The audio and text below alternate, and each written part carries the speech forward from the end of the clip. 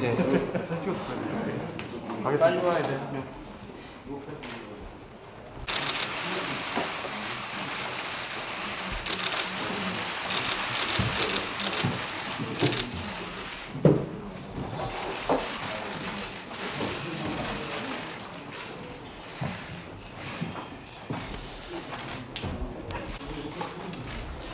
이해찬 당대표의 속개 선언으로 더불어민주당 제249차 최고위원회의를 속개하겠습니다.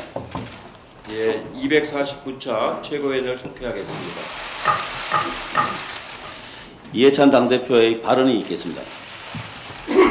예, 오늘이 5월 29일 왼쪽으로 둘러봐도 다 당선자시고 오른쪽으로 둘러봐도 다 당선자신데 저만 아닌 것 같습니다. 이제 오늘 국회의원으로서는 마지막 임기가 되는 날짜입니다. 지난 수일간 집단 감염으로 확진자 수가 늘고 있습니다. 거의 한 자릿수로 줄어드는가 싶더니 추가로 새로운 일이 발생을 했습니다. 이런 일이 없도록 최선을 다해야 하겠지만 감염병의 속성상 치료제와 백신이 나올 때까지 크고 작은 감염 파동이 반복될 가능성이 상당히 있습니다. 그렇다고 그때마다 국민의 사회생활과 경제활동, 교육을 강력하게 중단시키는 것은 가능하지도 않고 바람직하지도 않습니다. 중요한 것은 신속한 감염관리와 충분한 치료 능력입니다. 지금 우리는 신속하고 투명하게 대응할 정부, 헌신적인 의료진과 의료 역량, 그리고 무엇보다도 공동체와 자신을 위해 방역 수칙을 지켜주시는 건전한 시민들이 있습니다. 우리는 코로나 감염을 충분히 관리할 수 있습니다. 당정은 다시 긴장을 다잡고 밀집 사업장, 고위험 시설에 대해 더욱 강력한 방역 지침과 관리 감독 시스템을 구축을 해야 하겠습니다. 지자체에서도 현장 점검에 힘써 주시기 바라며 기업과 다중시설은 책임의식을 갖고 방역 지침을 준수해 주시기 바랍니다. 코로나를 이기는 힘은 비난이 아니라 서로에 대한 이해와 연대입니다. 국민 여러분께서도 함께 힘을 합쳐 상호 방역에 힘써 주시기 바랍니다. 특히 어제 오늘부터 초등학생들이 등교를 시작하는데 어머니들의 걱정이 누구보다도 아주 매우 큽니다. 그래서 수업도 굉장히 단축을 하고 있고 2부제를 수업한다거나 격일제를 한다거나 다양한 방식으로 이제 교육당국이 하고 있는데 역시 무엇보다 중요한 것은 시민들의 방역에 관한 공동체 의식이 제일 중요하다고 생각합니다. 당에서도 각별하게 그 점에 유념을 해야 될 것 같습니다.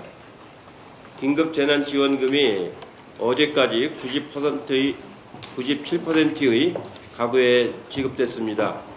지급 2주 만에 사회 곳곳에서 소비 심리 회복 효과가 나타나고 있습니다. 더러 비판적인 견해도 없는 건 아닙니다만 대체적으로 보면 우리가 예상했던 것보다 훨씬 빠르게 시장의 경제 활성화를 가져오는데 큰 도움이 되고 있는 것 같습니다. 지난 3월부터 연속해서 크게 떨어졌던 소비자 심리 지수가 5월 들어서는 회복세로 접어들었습니다. 긴급재난지원금 지급으로 지역 상권과 소상공인의 사정이 나아졌다는 뉴스가 많이 있습니다. 세계 경제가 예상보다 악화되고 있는 현실에서 내수 모멘텀을 지켜내는 것이 매우 중요합니다. 당정은 한국판 뉴딜과 3차 추경을 준비해서 곧 국회에 상정할 예정입니다. 내수 진작과 경제 위기 극복을 위해 가능한 모든 기관이 협력하고 수단을 동원하도록 노력을 하겠습니다. 특히 세계 경제 전체가 교역이 악화되고 있기 때문에 국내 내수를 진작시키는 것이 예전보다 상대적으로 훨씬 더 중요해졌습니다. 그런 점에서 3차 추경과 내년 예산 심의할 적에 각 위원회에서 내수하고 연결되는 효과 분석 이런 부분에 대해서 각별하게 관심을 가지고 임해야 될 것 같습니다. 코로나 국난 속에 내일부터 21대 국회가 개시가 됩니다.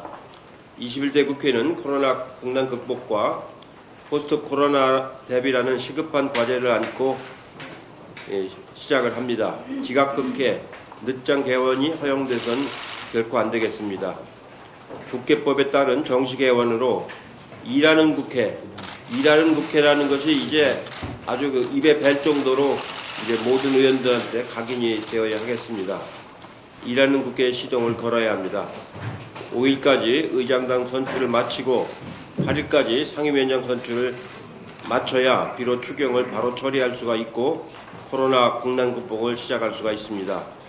일하는 국회는 국민께 드린 약속이며 21대 총선에서 나타난 국민의 명령입니다. 민주당은 일하는 국회를 최우선으로 하고 관행을 핑계로 일하는 국회의 발목을 잡는 일은 결코 허용해서는 안 될 것입니다. 20대 국회까지 잘못된 관행을 가지고 21대까지 연장시키려고 하는 행위는 우리 당으로서는 절대로 허용하지 않겠다는 것을 다시 한번 강조해서 말씀을 드립니다. 미래통합당에게 간곡하게 말씀을 드립니다. 21대 국회 최고의 협치와 상생은 법정 시한 내에 개원과 일하는 국회입니다. 다시 한번 민주통합당이 변화된 정치 상황이라는 것을 인식하시기 바랍니다.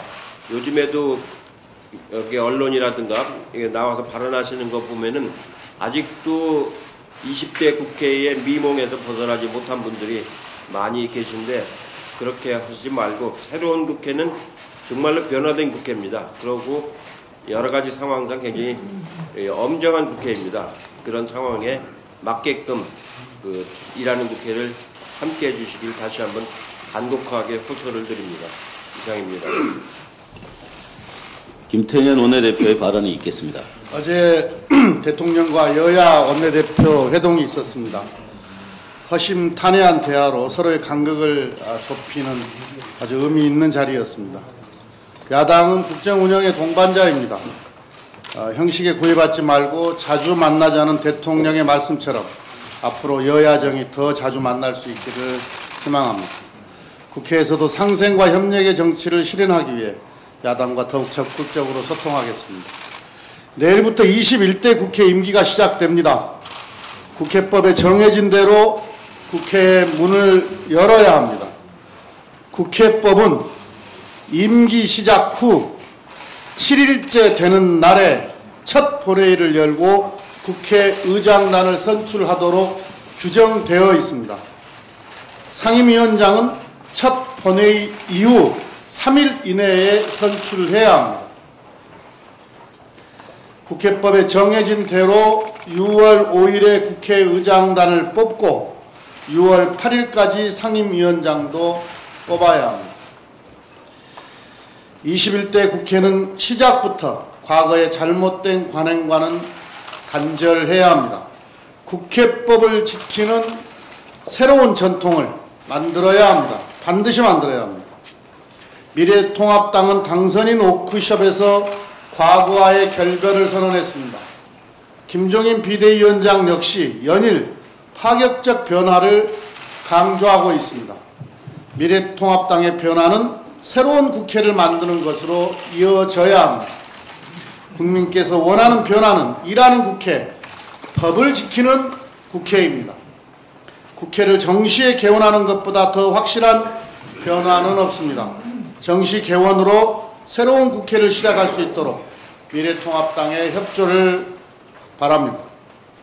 위기 극복을 위한 선제적 재정 투입이 절실합니다. 한국은행이 2달 만에 기준금리를 0.75%에서 0.5%로 인하했습니다. 글로벌 경제 상황과 코로나19로 인한 경제 충격이 심각하다는 판단했다는 것입니다.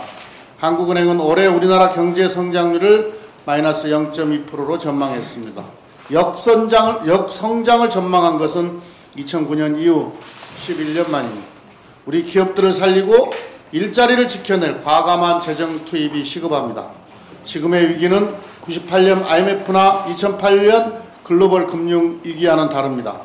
관성에서 벗어나 과감한 대책을 통해서만 위기의 강을 건널 수 있습니다. 3차 추경은 일자리와 민생을 지키는 더 충분한 규모의 추경이 되어야 합니다. 3차 추경은 일자리와 민생을 지키는데 충분한 규모의 추경이 되어야 합니다. 재정의 적극적인 역할로 경제의 선순환을 만들어야 합니다. 민주당은 정부와 긴밀하게 협의해서 3차 추경안을 신속하게 마무리하겠습니다. 재정 투입은 과감하게 하되 세부 내역은 세밀하게 준비하겠습니다. 국민의 삶을 지키기 위한 3차 추경이 적시에 집행될 수 있도록 최선을 다하겠습니다. 코로나 사태는 끝날 때까지 끝난 것이 아닙니다. 이태원 클럽에 방문했던 인천 학원 강사에서 시작된 감염이 쿠팡 물류센터를 거쳐 급속도로 확산되고 있습니다. 쿠팡에서 아르바이트를 했던 부천 콜센터 직원이 확진 판정을 받았고 콜센터 동료 직원도 확진 판정을 받았습니다. 수도권에서 2차 유행이 우려되는 상황입니다. 정부는 수도권에 한층 강화된 방역 조치를 실시하기로 했습니다. 민주당도 현 상황을 매우 엄중하게 인식하고 방역에 빈틈이 없는지 철저하게 점검하겠습니다. 쿠팡 물류센터에서는 방역 수칙이 제대로 지켜지지 않았습니다. 잠시 방심하거나 관리 여수라면 얼마나 큰 피해를 야기하는지 여실히 보여주는 사례입니다. 이번 일이 모든 기업들이 스스로를 점검해보는 계기가 되기를 바랍니다. 기업들이 각 작업장 상황에 맞는 방역 지침을 만들고 방역에 더욱 힘써 주시기를 당부합니다. 정부는 물류창고 등 집단 감염 발생 우려가 있는 산업 현장에 대한 점검을 실시하기를 바랍니다. 아울러 코로나19 대응을 위해 정부 조직법을 신속하게 개정해야 합니다. 질본을 청으로 승격하고 지역본부를 만들어 지역 단위에서 보다 체계적이고 세밀한 관리를 해야 합니다. 21대 국회가 시작되면 우선 과제로 추진하겠습니다. 미래통합당이 국회 정시 개원과 정부 조직법 개정에 협조해 주시기를 바랍니다. 박주민 최고위원의 발언이 있겠습니다. 당무회가 있기 때문에 맡아서 진행을 해주시죠. 네, 알겠습니다. 그제 헌법재판소에서 공수처 설치법 등을 패스트트랙으로 지정할 당시 있었던 사개특위 위원 사보임 과정이 정당했다라는 판단이 나왔습니다. 오신환 의원이 낸 권한쟁의 심판 청구를 기각한 것입니다. 헌재는 사보임 행위가 사개특위의 의사를 원활하게 운영하고 사법개혁에 관한 국가 정책 결정의 가능성을 높이기 위해 국회가 자율권을 행사한 것이라고 판단했습니다. 또한 헌법재판소는 자유한국당 의원들이 낸 권한쟁의 심판 청구에 대해서는 각하 결정을 내리기도 했습니다. 미래통합당, 그러니까 구자유한국당은 그동안 자신들이 공수처 설치법 등의 패스트트랙 지정을 막았던 행동은 불법한 사보임으로 촉발된 불법적 상황을 타개하기 위한 것이라고 주장해 왔었습니다. 단순히 주장한 것을 넘어서서 경찰이나 검찰의 출석 요구에 대해서도 같은 논리로 거부하기도 하였었습니다. 그런데 그동안의 행동이 전혀 법적 근거가 없었던 것임이 드러난 것입니다. 미래통합당은 1년 전 국회를 동물국회로 만든 것, 그리고 1년간 파행과 보이콧을 지속한 데에 대해서 국민 앞에 사과해야 할 것입니다. 21대 국회에서는 초법과 불법의 정치를 탈피해서 일하는 국회가 되어야 할 것입니다. 다시 한번 미래통합당에게 그제 있었던 헌법재판소의 결정의 의미를 되새겨 보라고 말하고 싶습니다.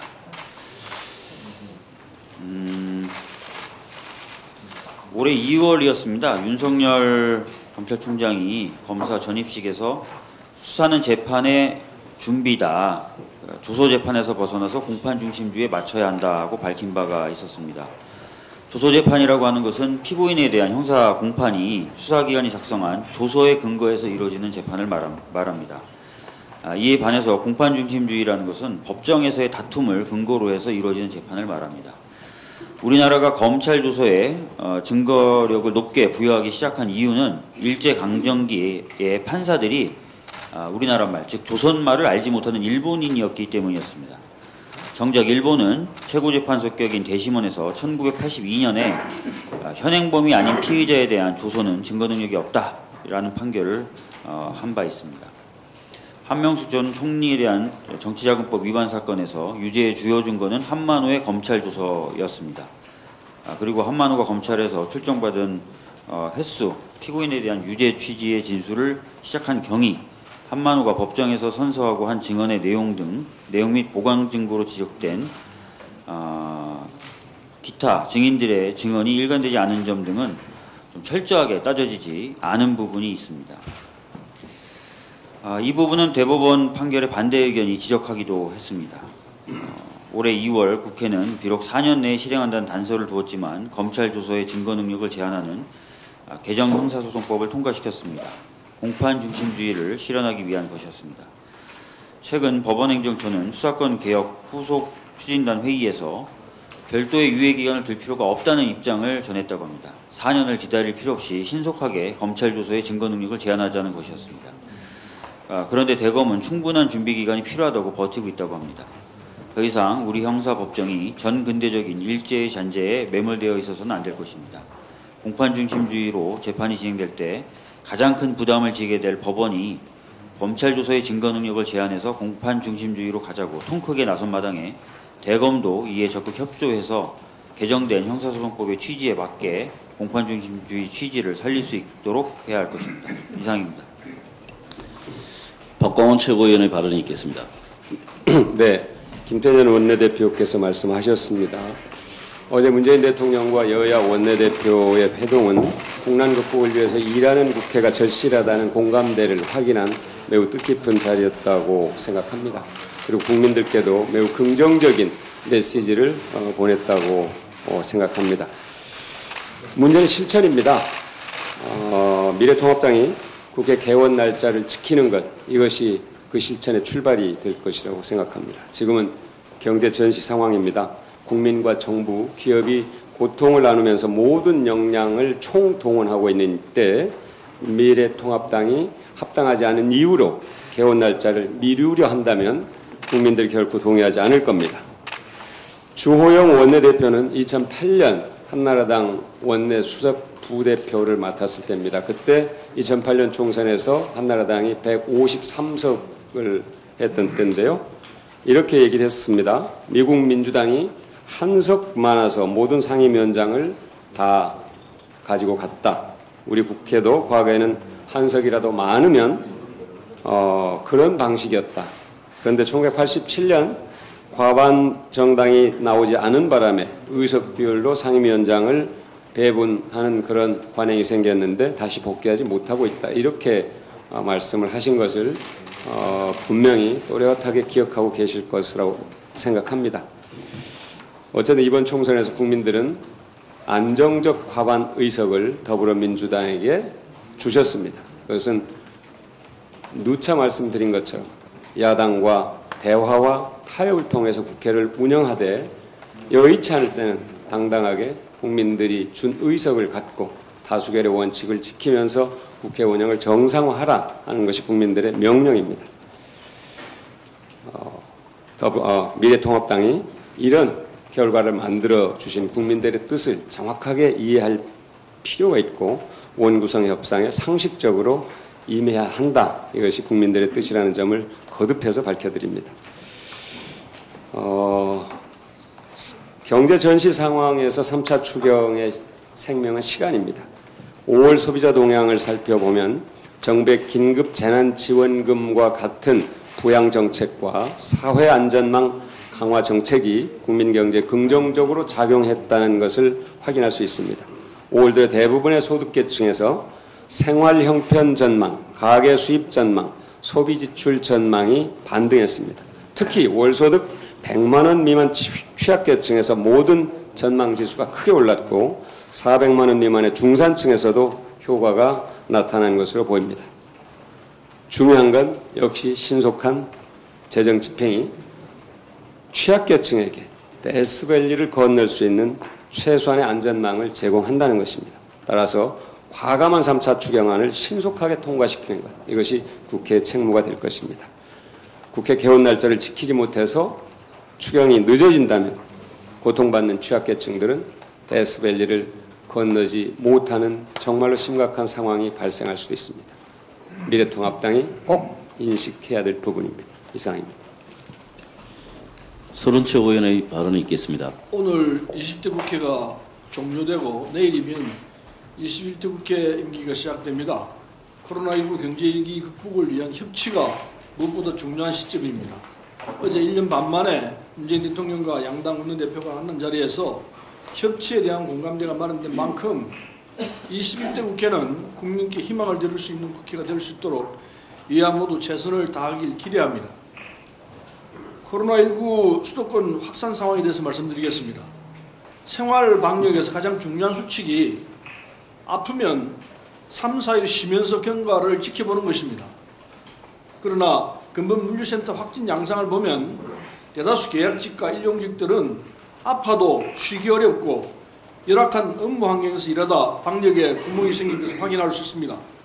정부와 방역당국은 사업장에서 방역 수칙이 잘 지켜질 수 있도록 업무 환경을 점검 개선하고 유급휴가, 병가 등 제도 보완 방안도 함께 마련해 주시기 바랍니다. 지금은 모든 경제 주체가 힘을 모아서 코로나19 극복을 위하는 것이 중요한 만큼 기업도 업무 환경 개선 그리고 병가 인정 등 방역에 적극적으로 협조해 주시기 부탁합니다. 이상입니다. 남인순 최고위원의 발언이 있겠습니다. 네, 쿠팡 물류센터 관련 확진자가 수도권 내에서만 해도 100여 명에 육박하는 것으로 파악되고 있습니다.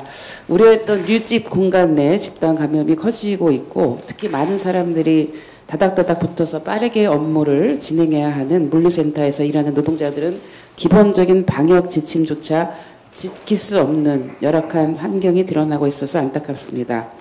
코로나19로 자영업을 하다가 폐업했거나 아니면 아르바이트 자리조차 잃고 쉬운 일자리로 양산되는 물류 배송 일을 하면서 언택트 시대를 지탱하는 사람들이 이곳에 있었습니다.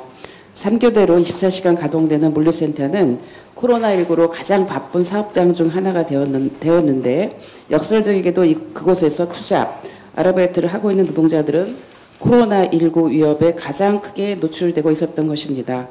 그럼에도 불구하고 쿠팡은 첫 확진자 발생 닷새 만인 28일 사과를 표하며 로켓 배송은 단순한 일이 아니라 사명이고 소신이라며 상품이 지금까지도 앞으로도 안전하다는 메시지를 보냈습니다. 물류센터 노동자들과 국민의 건강과 안전이 우려되는 이 판국에 빠른 배송, 상품 안전을 강조하는 국내 1위 쇼핑몰 쿠팡의 이러한 태도에 놀라지 않을 수 없습니다. 유통업과 생활물류업의 비대면 서비스가 폭발적으로 확대되고 있는 이면에 온라인 배송 업무, 생활물류 산업에 종사하는 노동자들은 정해진 휴식시간이나 식사시간도 없이 주 60시간 이상의 장시간 노동으로 과로사 위험에 시달리고 있다는 점도 우리가 새겨봐야 합니다. 특수고용 노동자, 개인사업자 취급을 당하면서 노동법의 보호를 제대로 받지 못하며 부당한 계약으로 불합리한 처우에 내몰리고 있는 물류, 배송 노동자에 대한 법적 보호 방안이 시급합니다. 고용보험, 산재보험 등 기본적인 사회안전망을 마련해서 제도적으로 지원할 수 있도록 우리 당이 최선을 다하도록 하겠습니다. 이상입니다.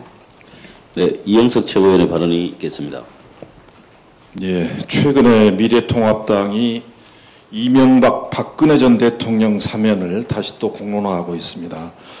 조호영 원내대표는 노무현 전 대통령 서거 11주기를 앞두고 사면을 언급했고 어제는 국회를 떠나는 같은 당 정병국 의원이 사면을 언급했습니다. 미래통합당은 국민 통합을 내세워 사면을 수면 위로 끌어올리고 있는데 매우 우려스럽습니다. 사면을 하려면 잘못을 저지른 이유 진심 어린 반성과 사죄가 전제되어야 합니다. 또한 그들의 과오에 대한 진실 규명이 이루어져야 합니다. 그리고 사법 절차도 완결돼야 합니다. 그러나 이 모든 게 하나도 이루어지지 않고 있습니다. 이명박 전 대통령은 노무현 전 대통령에 대한 정치보복이라며 자신의 죄를 인정하지 않고 있습니다. 박근혜 전 대통령도 마찬가지입니다. 그는 4.15 총선을 앞두고 태극기 부대를 부추기기까지 했습니다. 더욱이 수많은 생명을 앗아간 세월호 참사 당시 감춰진 7시간의 진실은 아직도 알 수가 없습니다. 또한 형이 확정되지 않아 사면의 법률적 조건도 갖춰지지 않았습니다. 그런데도 국민 통합을 내세워 두 전직 대통령의 사면을 운운하는 것은 사법 정의를 허물어뜨리는 것입니다. 우리는 전직 대통령에 대한 섣부른 사면이 국민 통합을 저해하고 사회 정의를 얼마나 훼손하는지 똑똑히 목도하고 있습니다. 그것은 다름 아닌 바로 전두환에 대한 사면입니다. 국민 화합 차원에서 그를 사면했으나 전두환은 뻔뻔스럽게도 5.18의 역사적 가치를 아직도 부인하고 자신의 거대한 과오를 철저히 부인하고 있습니다. 미래통합당은 일고의 가치도 없는 이명박 박근혜 두 전직 대통령의 섣부른 사면 논의를 즉각 중단하시기 바랍니다. 이상입니다. 이상 모두 발언을 마치고 회의를 비공개로 전환하겠습니다. 언론인 여러분. 당회가 있기 때문에 나도 특별한 의견이 없으시면 최고위를 마치고 당회를 준비하도록 하겠습니다. 최고위를 마치도록 하겠습니다.